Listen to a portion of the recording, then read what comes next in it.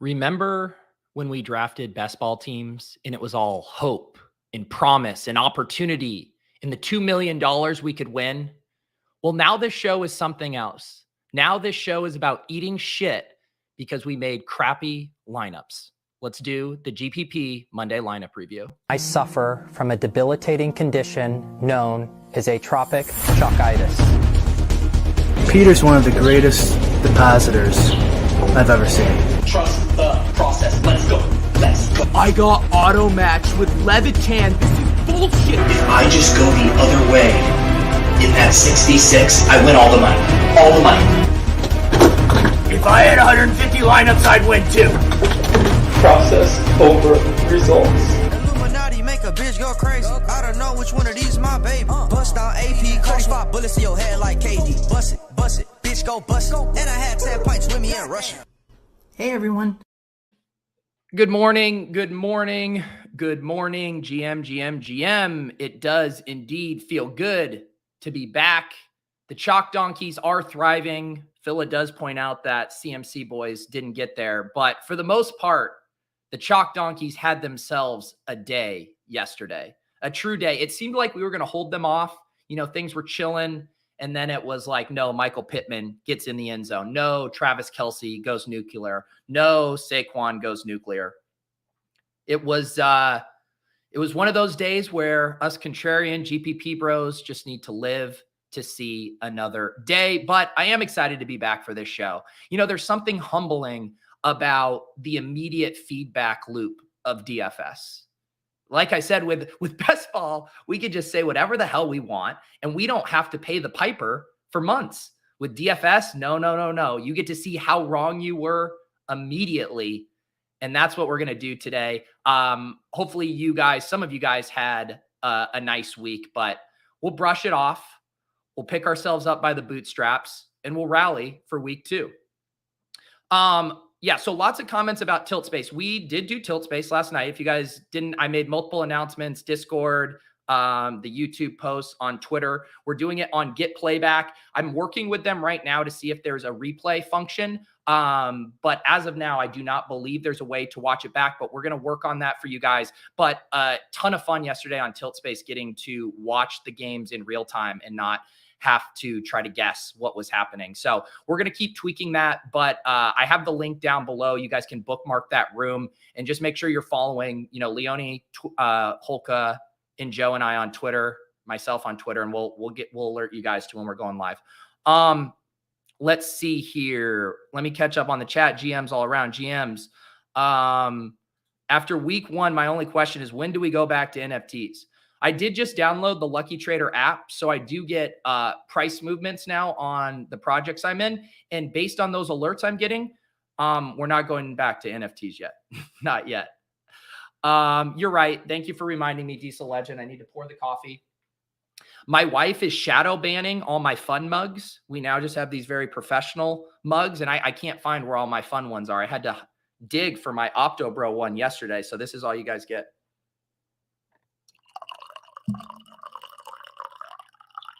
There it is. The sweet, sweet coffee pour you come to know and love. Let me see here. I'm trying to catch up on the site. The Tilt Space stuff is so polarizing. The people who watched it live absolutely loved it. And the people who couldn't watch it back are tilting. And I get both sides of it. I will just say the point of that show isn't to be like a GPP lineup review show. That's what I'm doing here. Leone does that over on ETR. The point of that show is to sweat lineups live in real time, but I get it. I know not everyone can tune in and watch live. So we're going to try to balance those things, but I am very excited about the format. Just me personally, last year I'm having to look over on a Roku red zone that's delayed by 2 minutes, and it was a disaster. So getting to watch the same feed as everyone else was very fun. How was Vegas? Vegas was good. Vegas was really good. I just do a really quick trip. Had some fun dinners with Karain and Gretch and Leone.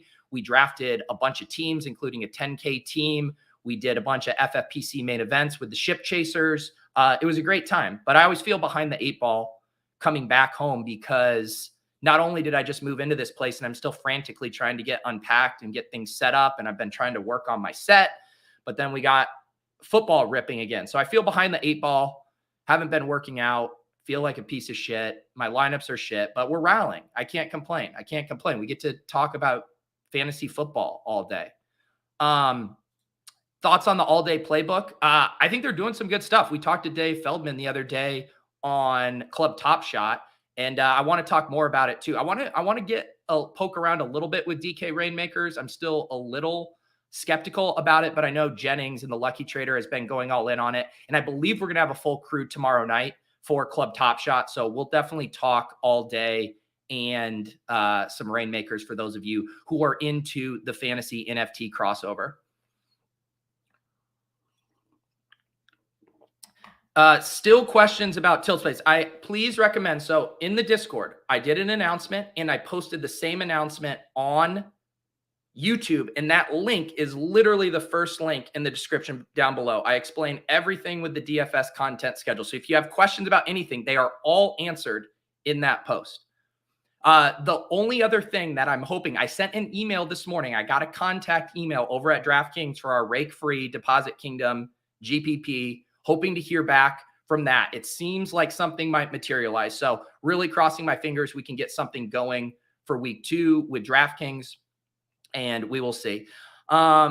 Nick Bird is ready to martingale Mike Williams. Yeah, Mike Williams was one of my favorite plays yesterday, and boy, did that not go well. Let's pull up some of these lineups here. I basically only had 3 lineups yesterday. I had a double spy lineup, a single spy lineup, and then our tilt space lineup that we had in the $1,500 game changer. All were absolute dust.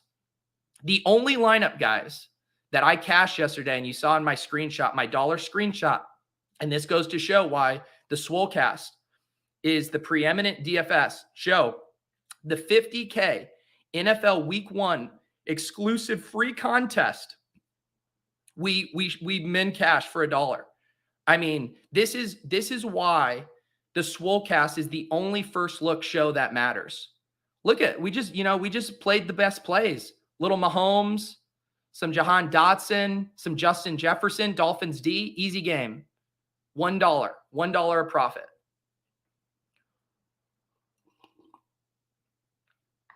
Okay, let's look at some of these. So like I said, and I talked about this on the Monday morning cram yesterday. If you guys were wondering about that, again, in the announcements, I am doing the cram for YouTube members only. We had a very fun show yesterday morning at 10 talking through, or 10:30 a.m. talking through that. So if you guys want to become a YouTube member, you get access to those shows and a private DFS channel in the Discord. But let's talk about this double spy lineup here. Just the dustiest of dust ball lineups. 555 entries in this contest, and I finished in 517th place.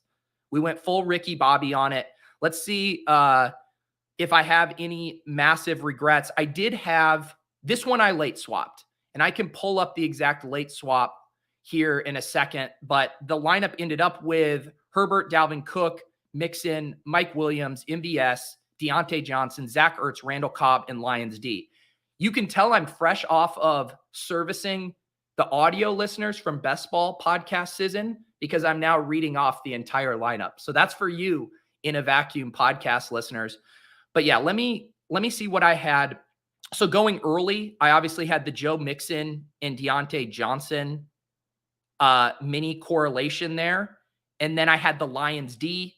The Lions D was not a play I necessarily loved at the Stone Min. My thought process was this. I said it on the cram. I really preferred those upper tier defenses because none of them were catching ownership. You know, the Saints, the Niners, the Titans, all of those looked pretty good to me. But on this roster where I'm fading Jalen Hurts, and then I have basically no money with the construction I'm going with, it felt like a kind of double whammy, paying down at defense, not going to be popular. And if the chalk quarterback Jalen Hurts craters, which I think is well within the range of outcomes, then all of a sudden I'm making some good headway. So this was the 4v4 I had. So going into this, I had CEH, Irv Smith, Josh Palmer, and Devontae Adams.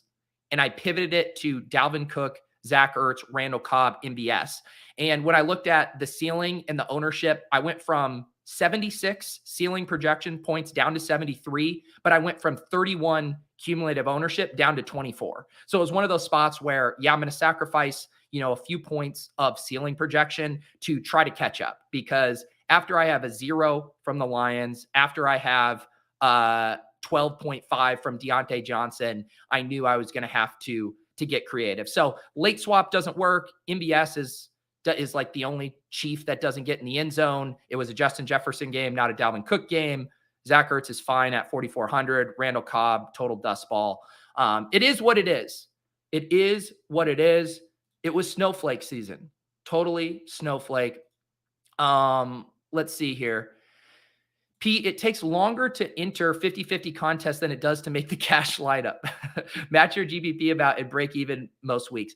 I trust me, I hear this from most guys. I know what the cash build is going to be.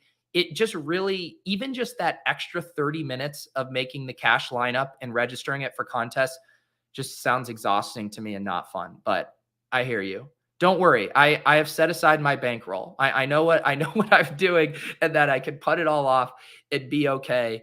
I'm not going to grind cash to try to break even here.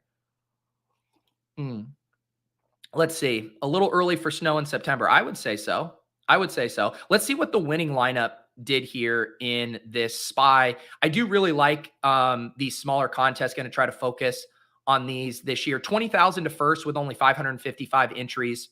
10th place, 10% of first. So double SPY, nice contest. I definitely want to keep playing. Let's see what Nick did here. So, I mean, the chalkitis on display in this lineup is awe-inspiring. So you have 16.8% Patrick Mahomes doubled to Juju Smith-Schuster, 24.5%, Travis Kelce, 27.2%. I guess the one interesting thing here is they avoid a chalk bring back with Marquise Brown. So they just run no bring back, which I actually feel, I mentioned this to Leone last night when we were on Tilt Space, where, we all love the bringbacks and we always say, oh, what do you need to have Mahomes get pushed? Oh, you need someone on the Cardinals scoring points. But the Chiefs and the Bills, I would say, are just two of those offenses that aren't going to take their feet off the gas no matter what, and that they'll just hang a big number even if the other team isn't doing much. So I did like the idea of, if you're going to eat this Chiefs chalk, maybe get unique without the bring back. And most of those bringbacks failed. I know James Conner and Marquise Brown were fine, but no smashes there. They eat the Saquon chalk, 21.8%, but puts up 36.4. No way we're going to survive that. Dobbs, not as chalky as I thought. I guess Cobb pulled some ownership away from him. He was 13.5%. The real tournament winner here, though, is the Steelers D. So Steelers D at 4% puts up 26 points at 2,400. I mean, that's the key. Also has Michael Pittman. To me, Michael Pittman was the worst chalk on the slate.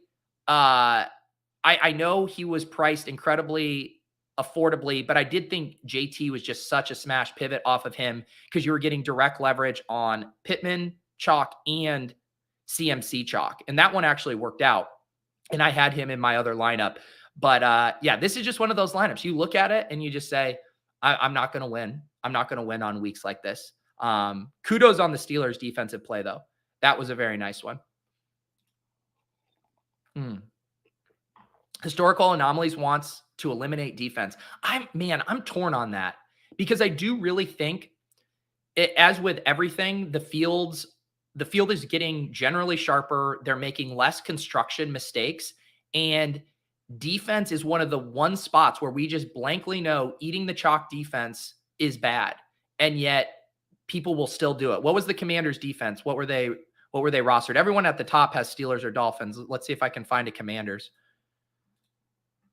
I mean, the Commanders was such an easy fade at, 12%. I mean, that's still too much for a defense on a wide open slate like that. I guess it could have been worse. I think a lot of the projections had it at 17%. So maybe double spy players are just too sharp. But yeah, I don't mind defense. I kind of like the edge it brings, but maybe that edge is evaporating too. Yeah, Dolphins ended up higher than the commies. Yeah, what did the Dolphins end up at? I was just on that. Yeah, 18.6%. Okay. Yeah, so they ended up catching the steam there. 18 points too. So that just hurts when the most popular defense puts up 18 points. It was just going to be a long day for us.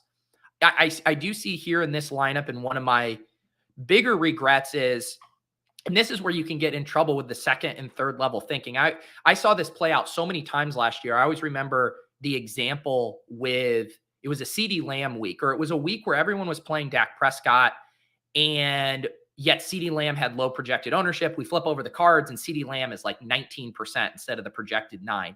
And that's what I was worried about with AJ Brown yesterday, because I'm trying to see what I had for his ownership heading into it. I had him at 10%, which isn't bad at all. But my thought is, hey, if Jalen Hurts is going to be the overwhelmingly popular chalk quarterback, who is the most logical stack partner here? Now, everyone's going to want to stack him with a $6,400 AJ Brown. And the same thing kind of got me off of Amon-Ra St. Brown. I was like, if everyone's playing the chalk quarterback, then the chalk stack is Hurts to AJ Brown with the Amon-Ra St. Brown bring back.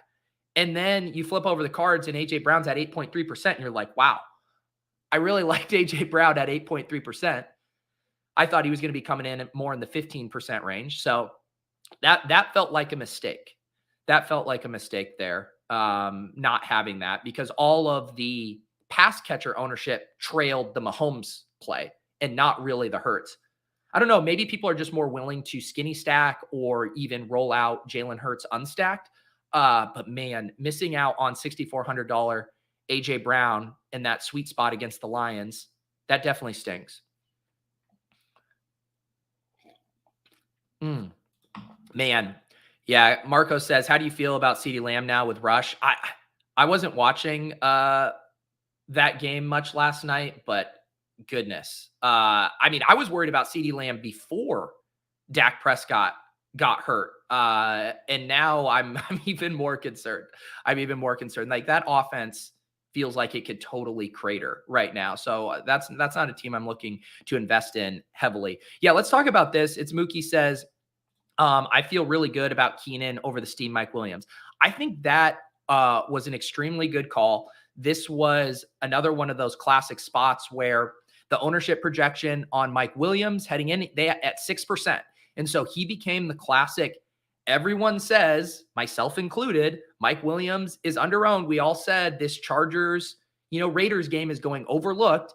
And then the majority of the field who's playing the double spy is all thinking and consuming the same GPP thoughts. And then we flip it over and we have 17% Mike Williams. And I think that's a big mistake on my part too, for not even getting more unique once I'm behind here.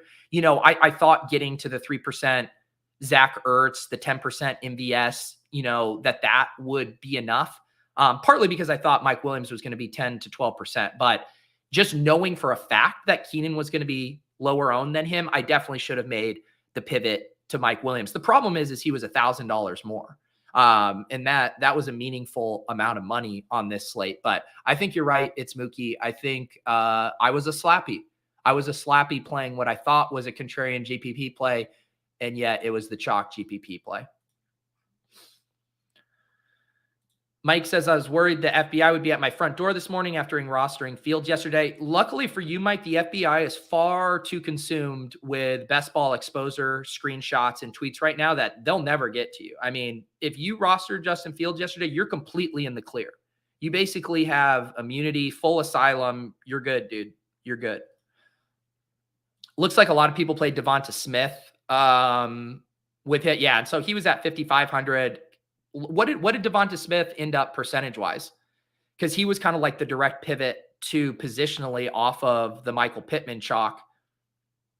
But the spread there, only needing 900 more to get up from Devonta Smith to AJ Brown, that doesn't look too bad. Whereas it was going the other direction with Keenan Allen being $1,000 more than Mike Williams. And we'll kind of never know on the Keenan stuff because he got injured early. T-Tid says, did you think Justin Jefferson was going to be that chalky? Also, how often do you fade someone due to matchup? Great to have you back. Yeah, excited to be back. Yeah, so when I was looking up there, when you looked at the top 3 receivers by ceiling projection, it was Justin Jefferson, Jamar Chase, Devontae Adams. when you looked at ownership, and I average out a few different ownership sources, Jefferson was at 16%, Chase 13%, Adams 13%. So my thought just right out of the gate was I'll fade the chalkiest wide receiver on the slate. And because I knew I was gravitating to the Chargers-Raiders game, Devontae Adams was the chalk I was willing to eat in that regard. So obviously you just look like a total idiot fading Justin Jefferson in that spot. But I mean, Devontae Adams has a great game as well. All of those guys did. So if anything, it was, maybe a thought to on week one, not even worry quite as much about correlation, but I don't even know if I want to go that far. And then as far as how often do you fade someone due to matchup? Not really. I mean, when I'm looking, like the inputs I look at in my spreadsheet, I have ceiling projection, I have ownership projection, I have how often they're appearing in the sims. So the run the sims frequency rate. And then I look at points per dollar. So it helps me look at value, ceiling, what the field's doing, and what the math says.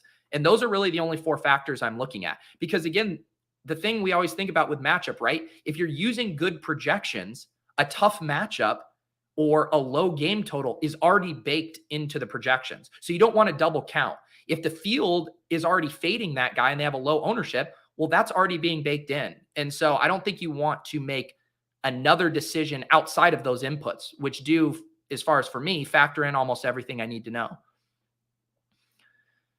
Yeah, everyone's saying Liam is just going crazy. I mean, maybe he has, political asylum for this because he won Best Ball Mania 3. And he's, trying really hard to become an emerging thought leader in the space. So maybe it's going to be fine.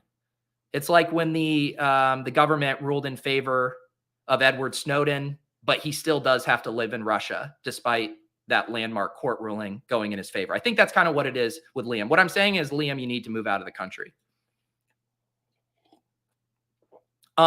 Did ownership keep you off CMC? Yeah.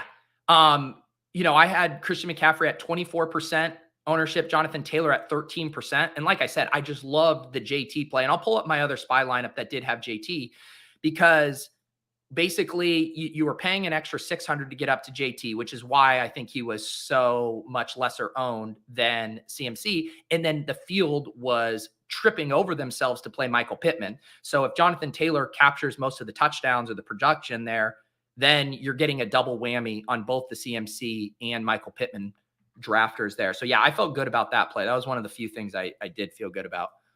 Let me go back here to my single SPY. This one, I did not late swap because I had a ton of guys going early. And please just stop laughing. I know you're laughing. How did Joe Burrow end up with 26 points with 4 interceptions? And didn't he have a fumble too? Yeah, 4 interceptions and a fumble, and he got to 26 points. I mean, what a suck out. So I was the beautiful genius who said, I'll play a Joe Burrow double without Jamar Chase. I mean, what kind of giga brain do you have to have to make a decision that fucking stupid? I will say T. Higgins, 8%, Boyd, 1%, Joe Burrow, 6%. I mean, TTP, trust the process. I don't know. I will say I wasn't fully comfortable with this build because this was a last minute swap. I saw the field conditions at Soldier Field. I was perfectly ready to roll out a Trey Lance. I had a Trey Lance Debo team, and then I had Austin Eckler at running back. And then I got too scared. I was like, this is going to be a disaster. And then ended up getting saved because Trey Lance played horribly, but it did get me on the Joe Burrow double. I was having a hard time yesterday finding quarterbacks I liked. It was the order for me going into it was Herbert right up there, then Lance, who I scratched off, and then Burrow or Carr were the other ones I was considering there. So in this lineup for the audio listeners, Joe Burrow double stacked to T. Higgins and Boyd, all combined under 15% cumulative ownership. So that's nice. I did play Jonathan Taylor at 8%. Think that was a really good play. Miles Sanders at 9%. Thought that was a good play. TJ Hawkinson was my gal brain. Hey, I want to correlate with Miles Sanders. I think everyone's going to be correlating with Amon-Ra. Let's go to TJ Hawkinson, a guy that I think I'm always slightly higher on than the rest of the market. At least I was during redacted season. That didn't work out. And then I did have MVS as a one-off flex here and the Titans defense. So, I mean, percentage-wise, this is like a dream. Oh, and Chase Claypool is my bring back in my Joe Burrow double. So, ownership-wise, I mean, talk about, getting to keep your GPP card here. I mean, basically catching no ownership and attacking some nice spots, but needed Chase in this lineup, needed Chase Claypool to score a touchdown. His usage was pretty good, though. He's getting the Debo light roll. Deontay Johnson didn't get much going. Pickens didn't get much going. So, yeah, overall, I feel decent about this lineup. I feel like I made better decisions with this lineup than the other. It is just hard to, if you are going to make a Joe Burrow double and not get the best wide receiver in the league on it, that does feel like a mistake.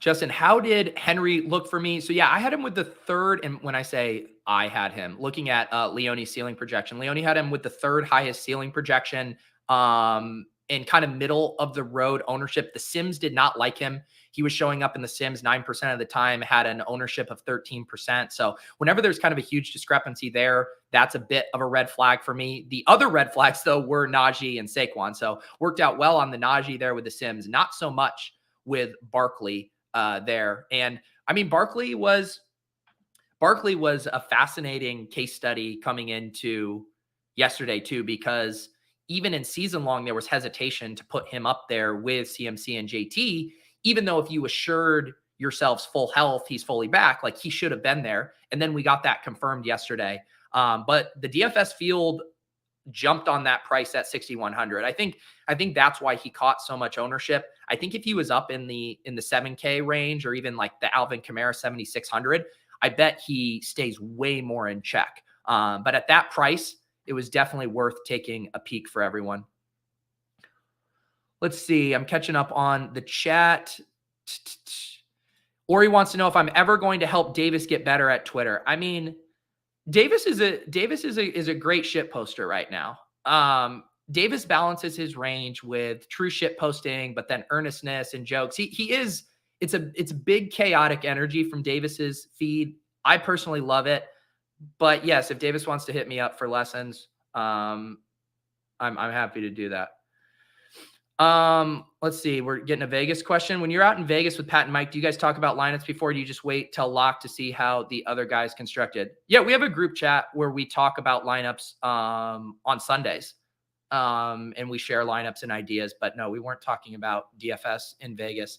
Aiden, welcome, new member. Appreciate you. I have an FAQ in the Discord if you want to know how to sync your YouTube and Discord account to unlock those channels. And I also will share the links to the private VIP crams in there as well.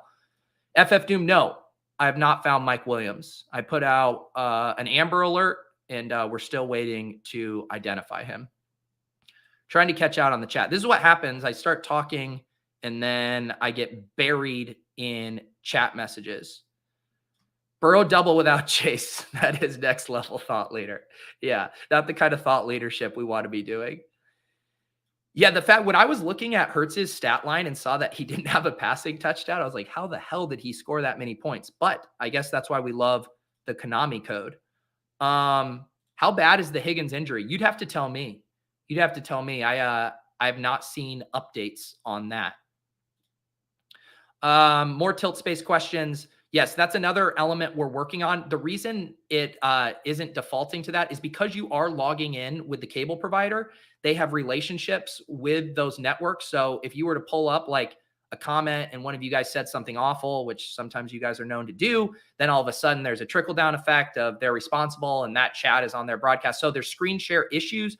But again, I'm told that that might be in the works. So we'll figure out ways to do that. Yesterday, I was able to pin in the chat, though, a link to our contest on DraftKings.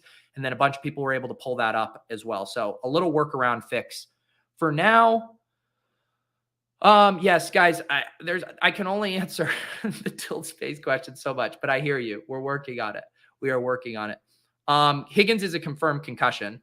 Not great, but not as bad as it could have been. I thought it was something with his knee before. Yes, it's Mookie. Are you spreadsheeting your spy results this year? Boy, am I ever. boy, am I ever. I went and I put those in last night. I will pull it up on the screen. I wish I wasn't spreadsheeting my lineups. Let me try to get this all. So yeah, so here we go. This is what I'm doing for the Bankroll challenge. I get called out for this being some arbitrary challenge where I'm going to play some other contests and some things I don't log, yada, yada. It is an artificial construction because people like the spreadsheet, but I am going to try to stay within some general parameters. Anytime I play a spy, a single spy, a double spy, regardless of size, I will log it on the spreadsheet. Week 1, I am logging those two, $300 total entry. I'm giving myself an arbitrary starting bankroll of $3,000. I have the right to reload should I go busto by week 10. And yeah, we got dusted yesterday, 96.96 points, cash line 156.76. Similar cash line in both the double spy and single spy. Single spy actually, or $100 spy, just a smidge higher cash line. So yeah, I was in 93rd percentile, the bad version of the 93rd percentile, and in the 61st percentile for the other one. My conditional formatting has not caught up because there's not enough data points. Please do not shame me, Excel and Google Sheet wizards. I am just a boy masquerading as a statistician. $0 winnings, net minus 300, current bankroll 2,700. There it is for all the glory. If you guys are in the Discord too, in the Hand Builders and Opto Bros channel, if you go to the pinned tweets, I do have a highly proprietary template for this spreadsheet. Should you want to log your shitty single entry lineups like me with this incredibly proprietary conditional formatting, you can get access to that sheet in the Discord. And I feel so silly because you guys will be in there posting your screenshots of your spreadsheets. And I don't know, what is their spreadsheet emasculation? Because I feel emasculated on a spreadsheet level basically every day. Last year, I had to have Leone come into one of my spreadsheets and just fix it. I was just like hacking away at things, broke everything. I think I just need to stick to what I do well, and that's not making spreadsheets. Worm, did I find my DK rep? My DK rep is gone. And you know what it is? Everyone out there has... I go to Smith's. So I sent an email to the one contact I had, and shout out to Smith. Smith hooked me up with this guy's name last year. He said, hey, I saw you were trying to do Listener League. This is the guy I contact. I was like, thank you, Smith. Mucho gusto. Very much appreciate it. We got the Listener League set up. This year I go to email him, crickets. And I think I messaged Smith and I go, hey, do you know what happened to that guy? And he's like, oh, he's no longer at the company. He goes, you should contact your VIP rep. And I said, Smiz, the good news is I wasn't being ignored. The bad news is I do not have a DraftKings VIP rep. I mean, you might think I'm a thought leader. You might think I know a lot of people, but DraftKings could give one single shit about what we're doing over here, guys. Zero shits given by DraftKings by this whole operation. But that said, we have hunted down an email. We have hunted down a contact. I've been talking with Steven at ETR, who's also trying to get them a Listener League set up. So long story short, I hope it'll get squared away. And if it doesn't, I'll spin up a Listener League myself. It just won't be rake free. Or maybe I'll give some prizes away and then it'll essentially be link free. But that's the story on the DK rep. Do you mind dropping link is the Discord sometime after the show? Yeah, Mookie, you should be in there. It's a pinned tweet in the Hand Builder and Optobro channel, but just tag me if you can't find it. Let's see. My fiance is a spreadsheet wizard, says Nick. I still merge and center. Dude, if someone, like, you want to talk about embarrassing, like, I can get the spreadsheet to look passable by the time I show you guys. But if there was footage, like a screen recording of me working on my spreadsheets, I would be laughed out of this industry. It'd be so bad. I'm so embarrassed by my lack of spreadsheet prowess. Let's see here. Okay. Am I a crown millionaire? No, I think I spent all my crowns last year, towards the end of last year. Oh yeah, I am not a crown millionaire at all. 4,314. I can't, there's the Asimos and the Brian Hoopers of the world that can just basically use the crowns as bid equity when they screen share. No, some of us actually have to spend those crowns so we don't go busto. Paul, are you dabbling in rainmakers? I have not. I have not dabbled in rainmakers. There were a few reasons initially. One, it seemed needlessly complicated.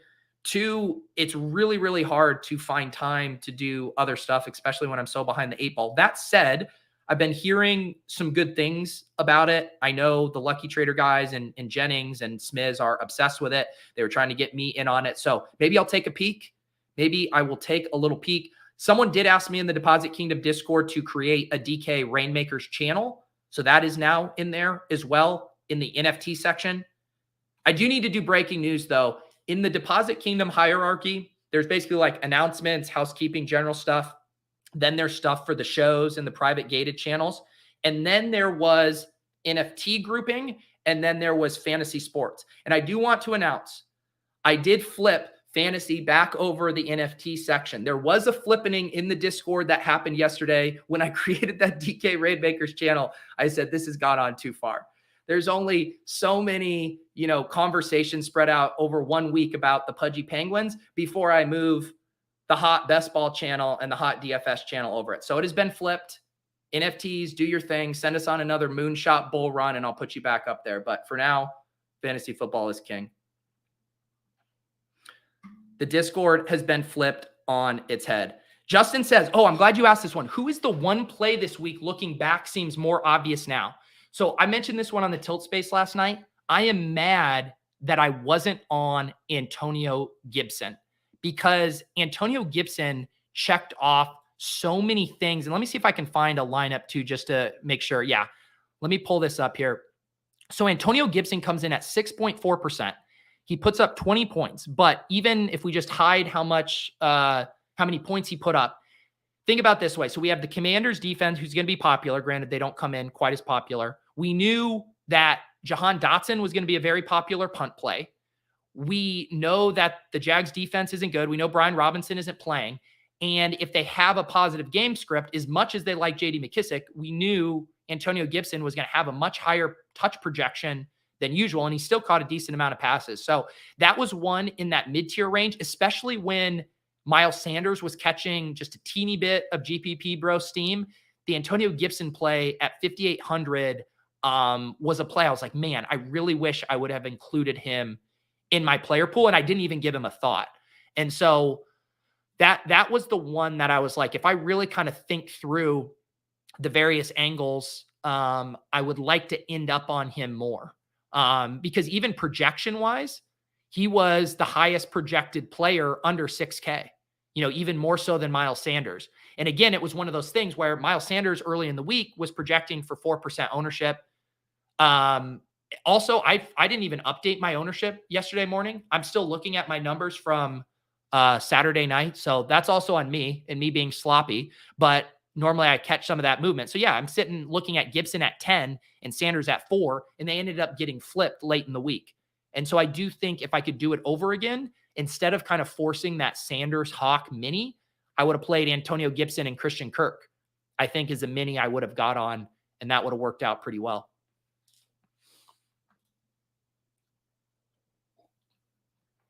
How long until we see you on your TVs in primetime with our godfather, Matthew Berry? I don't think you're going to see me on NBC, but I appreciate the kind words, Jason. I appreciate that. I don't think I'm in NBC Big Peacock's roadmap. I think you have a better chance of seeing my buddy Pat Kerrane with Berry here soon. Maybe some Denny Carter with Matthew Berry. I have not talked about Travis Etienne's game yet. Was first place in... I think it was first place in the other one who had Etienne in there, or was it in this one? Oh yeah. So this guy won with a snowflake game from Etienne. I will say at 5,600, 4.4%, I think that was a good play. Obviously he got cucked hard by James Robinson, but ... in a vacuum, that looks like a good play to me. Kind of similar to the Antonio Gibson thesis, but man, incredible story with James Robinson. James Robinson was one of those guys never drafted in redacted, wasn't even going to consider in DFS, think that he was just generally overvalued by everyone. And it's just GG. James Robinson shoving it down my face. I mean, what an incredible recovery, and to be performing that well. That said, the Jags absolutely have to get ETN more involved in the pass game. Nick says, how big is your typical player pool? Do you truly only stick to that pool, or do you still plug in plays outside of it when you start building? Yeah. So what I did yesterday is I basically went through each position, and I think this is kind of something I want to do more going forward. And I wrote down the chalk, I wrote down the top just ceiling projections, and then I wrote down the top value plays. And I did that for each position. And then I'm trying to go around, and this is a lot of the way of thinking that I feel like has been informed with my discussions with JM to Win. As you guys saw on last week, I think we posted on Wednesday. We're going to be recording those on Fridays going forward. It's going to be a regular guest for the GPP strategy show. And he's really helped me evolve my way of thinking. But basically, the concept being every time you make a decision about someone in a lineup, that is, dare I say, telling a story about something else. And so I was really trying to think through where direct leverage points were on the slate, which is how I end up with the Lions D looking at the Jalen Hurts chalk, how I end up on Jonathan Taylor when I see Michael Pittman as the highest projected ownership for wide receiver and CMC highest projected for running back. And so from there, I would say I end up having, and I put it in the Discord too, in the hand builders tier, I wrote my like chicken scratch angles and shared those. And so I had like 6 or 7 angles I liked. Yesterday, I knew I was only going to make 2. And so I start putting in the puzzle pieces, and then knowing I have angles, I then start to see which of these pieces fit together. The other thing I like to do is in my spreadsheet, I will look at 2v2s, and then, and I can just show you guys this here. I like looking at 2v2s from them both and this is where you guys are going to see a little behind the curtain, my spreadsheet. Don't make fun of me. I'm looking at 2v2s like this and seeing how the salary works out. So Mike Williams, Joshua Palmer, 10.4 salary, 40 ceiling projection, 10 projected ownership versus Keenan Allen, Gerald Everett, 10.8, 40 ceiling. So similar, but 16% projected ownership. So these are the kind of spots I like to look at when I am kind of deciding, hey, I like this game. I generally like this bucket of players, but what is the more kind of optimal thing to do? So I don't know if that answers your question, but that's generally what I'm trying to do, is have my angles and then seeing what are the best puzzle pieces within those that fit for what I'm trying to do. All right, let me catch up on ETN dropped 2 TD passes. Okay, I missed that. Sometimes I guess Scott Hansen just isn't showing you everything. What was I going to say? So yeah, I think I was playing it a little bit closer to the vest yesterday because I was just so far behind with my Vegas trip. So I wanted to just make 1 or 2 lineups. I think what will eventually end up happening is you end up having more angles you like. And then you're like, yeah, why don't I just build one more lineup? But I say it every year, and I guess I'll say it again and see if I can hold myself to it. But I do really think like making max for me personally, making max 2 to 3 lineups is where I think I do the best. I think it's just easier for me to get sloppy the more lineups I make, because you're like, oh, I just kind of like this stack. Oh, I just wanted to get this one-off guy in. And then it's harder for me to think through that flow chart or that decision tree of, are all of these pieces making logical sense? Are they accomplishing a goal in this lineup? It's just easier to do when you only have a couple of lineups. So going to try to stick to that. I thought yesterday was actually pretty good from that standpoint. 2 of my own single entry lineups and then 1 game changer lineup with Leone and Holka. But yeah, I'm super excited about the JM to Win stuff. He's so sharp and he's really pushing me to think differently than I have been, or really kind of expanding on ways I had been thinking, but kind of taking it to the next level. So those will be Fridays. And I do obviously highly recommend checking out 1 Week Season. I know a lot of people already even got signed up just because of seeing the show last week. I believe stuff is no longer free. It was free for week 1, but you can get a week pass. I read their entire The Scroll feature before the slate yesterday. That really helped. They just have lots of sharp dudes, and think about DFS through a really unique game theory lens. So you guys can get 20% off over on OWS with promo code Pete. Have that link down below. And yeah, I think we're going to have a very good year. Let's see this. Oh, that's awesome to hear. I have watched the first one 3 times. That's very cool to hear. Yeah. And one of the things I liked in general about my DFS Friday strategy shows is I wanted them to be evergreen. Like I didn't want them to just be lineup construction. I mean, there's only so many swolecasts out there that can break down the slate from a salary perspective on every guy. But, you're trying to thread that needle, because I do want to talk to JM about specific slate dynamics, but I also want to use the majority of that block to kind of reorient how we're thinking about DFS to just become better players. And then that naturally segues into talking about the slate, and we can use examples and stuff like that. But really appreciate all the feedback on that and glad you guys are digging it. Just a couple more minutes here. I thought we could real quickly look at how the Sims were looking for Showdown tonight, get a little early look at that. I do have my SiriusXM radio show on Monday through Friday these days at 11. So I do, you'll believe it, have a heart out. You need to believe it. I have a heart out. Let's see what's cooking on the Sims for Denver, Seattle tonight. See if there's anything interesting here. My Dalton Schultz captain lineup last night did not fare too well. For those of you guys who are new to run the Sims, this is a very fun tool to basically run 10,000 simulations on the slate. Then you see the optimal flex rate and captain rate for each player, their total combined usage rate. And then you can also see relative to their projected ownership what the captain leverage or total leverage is here. So you can see we're projecting Russell Wilson to be owned 21% in the captain, pretty massive total for a quarterback who isn't going to theoretically run a lot.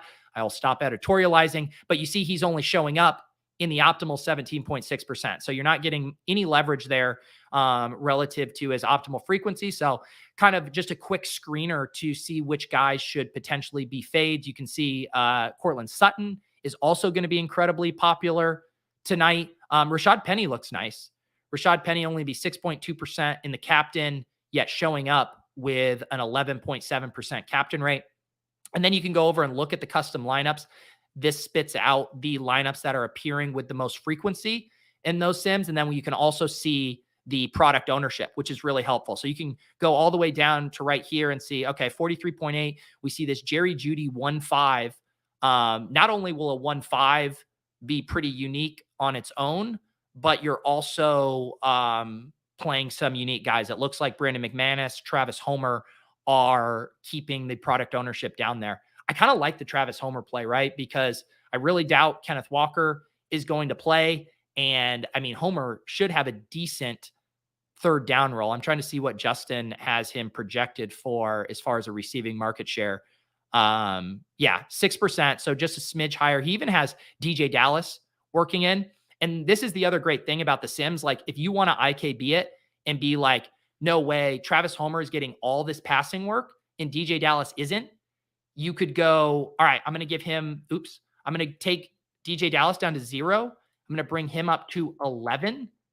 And then I'm also going to, we can leave let's boost this here. We'll go up to 10 and 0 here. This is just as an example. And then you can rerun the Sims with that input change. And we will see here, but Travis Homer is going to pop when you do that. So Travis Homer goes to total leverage 27.9%. And obviously, I'm playing fast and loose with that input, but it goes to show 2 things. One, how fragile the just projections and the Sims are relative to projection inputs. But 2, if you have a lean, if you have an edge or a read on a situation, you can go and make that stand in the Sims and then produce custom lineups based on that stand. And so then you see all the top lineups in that scenario all have Travis Homer in them. Or at least most of them do here at the top. So that's a fun way for both hand building as well as doing 20 max, 150 max. Just be careful though, because a lot of people run the Sims. So if you're just downloading this CSV and pasting these in, there are going to be other people doing that too. So that's why it's fun to go look through the product ownership and kind of cherry pick some lineups that you guys think are going to be underutilized there. God, we're still talking about tilt space. Nick saying, I had some fun doing those. I ripped a bunch of the battle royale drafts on my flight back, and I do really think there is a big edge in those. Let me see if I can find, where can I find my old ones? As a underdog thought leader, I really should know how to find my, does anyone know, can I find my ones from yesterday? Okay, here we go. Yeah, so I had a couple that cashed here, ended up just being slightly above break even. But I'm telling you, these drafts are very soft. I talked about it a little bit on the Cram show, and I am on the Sunday morning Crams, I will do a couple of these each week. But man, you think about the edges in best ball and how there's only kind of a few guys at the end that aren't getting drafted in a lot of drafts, or that it's a big edge to draft guys who aren't getting drafted. I mean, that's basically the entire battle royale pool. But instead of just pivoting from one dart throw that's going undrafted to another in, say, an 18 round contest, I mean, basically after pick 15 in these battle royales, like the projections are so flat, and you can kind of just maneuver around and get stacks that the field isn't going to be drafting. And you can do things like this. Like AJ Brown was going in the last round of most of these battle royale drafts. TJ Hawkinson was going undrafted. So you can still get very high upside lineups and then bake in some contrarian correlation, and you're basically live right there. And then, the field, an overwhelming amount of the field is going to have players that are correlated by ADP, and then correlated within team and ADP. So the teams that line up ADP wise for stacks, which was like the Chiefs and the Ravens and the Cardinals, those chalk games, like they're going to be overwhelmingly owned. And if you just go slightly off the beaten path, you're not sacrificing many projected points, and you're getting really unique. So I'm going to keep hammering those battle royales for the upcoming season for sure. All right, I'm going to do this one last time because there's been so many questions. And I will say it is genuinely great that so many people have questions about this, although I am slightly tilted that I've had to say this like 19 times. So first of all, the first link in the show notes down below, it has a whole description of where all my shows are going to be this year, how stuff is going to go, where things are, all of that stuff. Please read that first. I also have it pinned in the announcements in the Discord. Tilt Space is on a platform called Get Playback. We moved it there because it allows all of us to log in and watch Red Zone collectively without being on our separate TVs. Someone's 2 minutes ahead, someone's 1 minute behind, yada, yada. It was a disaster. So it's for the live sweat element. I promise you it's going to be very, very fun when we actually dial up a sweat, or when one of our friends have a sweat. Right now, it is not available to watch on playback. Yes, I get the irony of a site called Get Playback not having playback. I'm in touch with those guys. They're working with us. We do have recordings available for that. So maybe there's a way that I could upload it somewhere for those of you who want to watch it. I'm going to work on it. We're working on it. We hear you loud and clear. But I will say this, if you want to watch live, make sure you are following us on Twitter. I will post it in the Discord, and the link is down below. It's a room, and you can get notifications anytime we go live. And so we will be doing Tilt Space there Sunday afternoons like usual. But if I have a free evening, maybe I'll hop in for a little Monday Night Football sweat, stuff like that. So I am excited about it. I think it is the perfect vehicle for the Tilt Space. I know a lot of you guys like to watch it on demand. I get that, but I do want to shift it away from just a GPP review show, because that's what I'm doing now. That's what Leone does with ETR. Holka does it on his channel. And so I want it to be sweating in the moment experience, but I hear you. You want to watch it back on demand. I hear you loud and clear. I'm working on it. All right, guys, I have to go. Appreciate you guys hanging out. I'll catch you in the Discord. I'll share some of the top leverage plays for the Showdown slate once we get inactives later tonight. If you guys want to come check in there, and do just highly recommend it. Lots of smart dudes in there sharing their process, the stuff they're on, talking strategy on battle royale, Showdown slates, main slates, contests on other sites. We got some Yahoo thought leaders in there, all that good stuff. So join us in the Deposit Kingdom Discord. Looking forward to being back here every Monday at 10 a.m. I am going to go do my serious show, and then I will be back. What do we got? We'll have Club Top Shot tomorrow night. Club Top Shot tomorrow night. We'll talk a little Rainmakers, a little all day, all that good stuff. We'll see you guys next time.